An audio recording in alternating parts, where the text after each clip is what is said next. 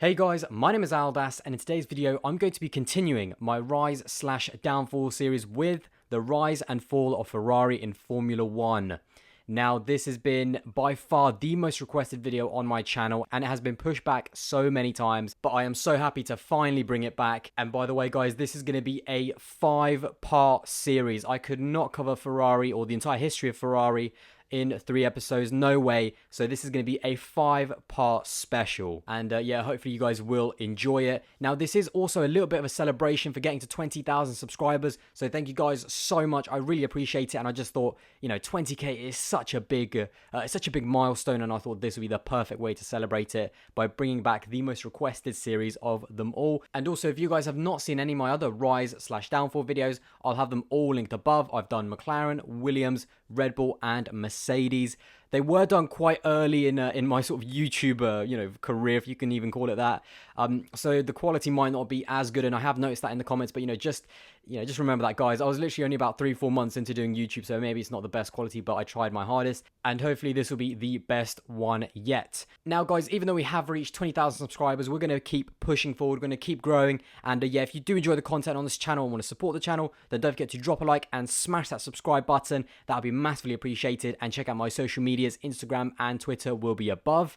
But yeah, let's jump into the rise and fall of Ferrari in Formula 1. Let's go. Now, guys, let's start all the way back from the beginning. Now, Scuderia Ferrari is the name of Ferrari's race division, and actually has been since 1929. But what does Scuderia Ferrari actually mean? Well, Scuderia actually has some mystery behind it. Some people believe that it represents the word team. Some people believe that it is a direct translation and that it means stable. However, Ferrari historians actually believe that the Scuderia comes from the word scudo, meaning shield. And in Italy's past, knights would do battle and be represented by a shield from a certain region. Now, these regions in Italy would be known as Scuderia. This is what I think the true meaning of Scuderia is, as it would explain the famous Scuderia shield found on every single Ferrari race car to represent the shield of old Italian knights.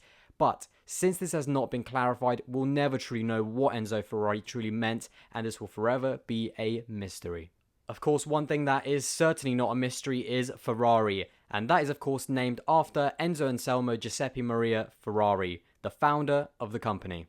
Now, as far as Ferrari's famous emblem, the prancing horse actually came from a World War I Italian ace called Francesco Baracca. Now, in battle, he flew with a prancing horse emblem on his plane, and after his death in the war, Enzo Ferrari met with Baracca's mother, who told him to put the horse on his cars for luck, and thus the famous prancing horse emblem was born and will pay tribute to the Italian pilot forever. Now, Ferrari raced in lots of Grand Prix before the inception of the Formula 1 World Championship in 1950, and already had a racing heritage, even having close ties with Alfa Romeo in the very early years. Enzo Ferrari had an obsession with racing and winning, so much so that he begrudgingly had to sell road cars to fund his race team. He had a heart sometimes as cold as ice and made many famous enemies, including Henry Ford II, Ferruccio Lamborghini, and Carroll Shelby. Some very, very big names indeed. Now, as we know now, Enzo Ferrari's sheer determination and passion for racing created the most successful Formula 1 team of all time. At the time of recording, they have had 236 wins, 216 pole positions, and 15 drivers' titles, and many, many records in Formula 1.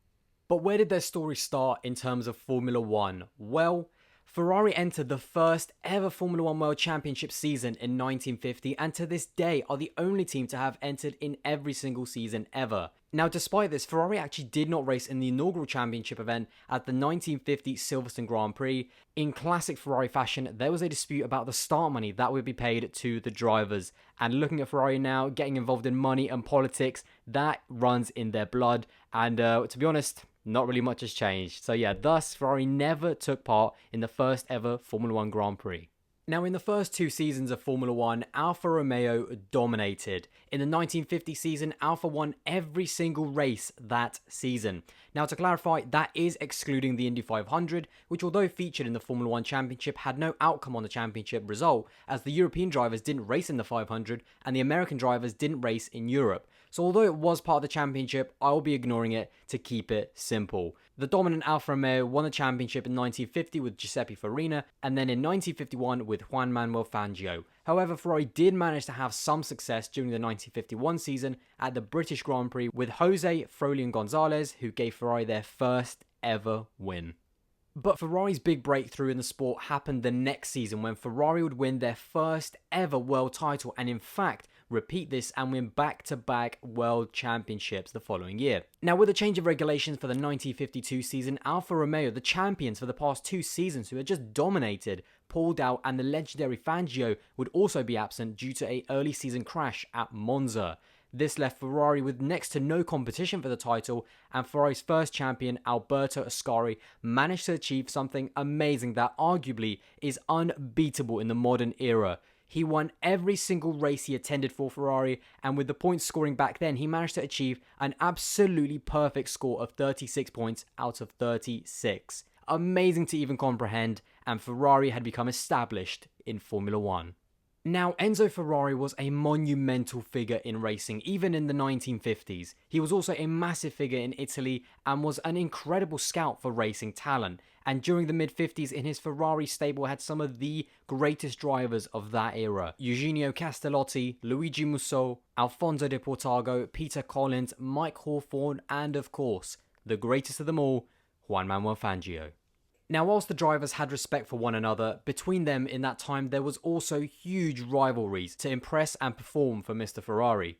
Enzo Ferrari piled massive pressure on all of his drivers because he believed that a man performs best when he's under pressure. He would not only play psychological games between his drivers, but also do things like turning up to a race with 4 cars for 5 drivers to keep the competition between them. To race for Ferrari was really at times like trying to survive in a boiling kettle, with Mr. Ferrari constantly increasing the fire on the outside. The Italian drivers of Moussa and Castellotti were big rivals and were under immense pressure from the entire nation of Italy, who were in love with the idea of Italian drivers at Ferrari.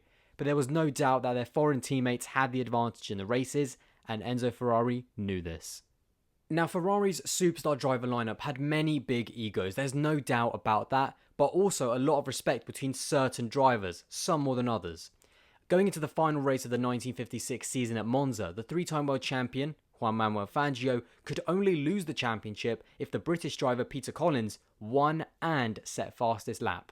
During the Grand Prix, Fangio's car developed a mechanical fault and was broken. He scuttled back to the pits, and back in those days, you could actually give your car to your teammate and score half points. Now, Luigi Moussa, who was not even in for contention for the title when he pitted, he immediately turned down Fangio.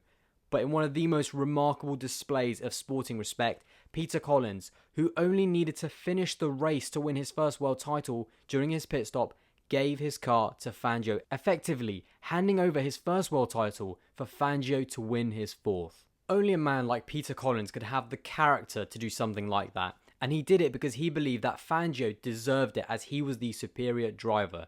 It's incredible to even try to comprehend that something like that could happen, but speaking after the race, Peter said, "I am young, I will get another chance." But sadly, he never did.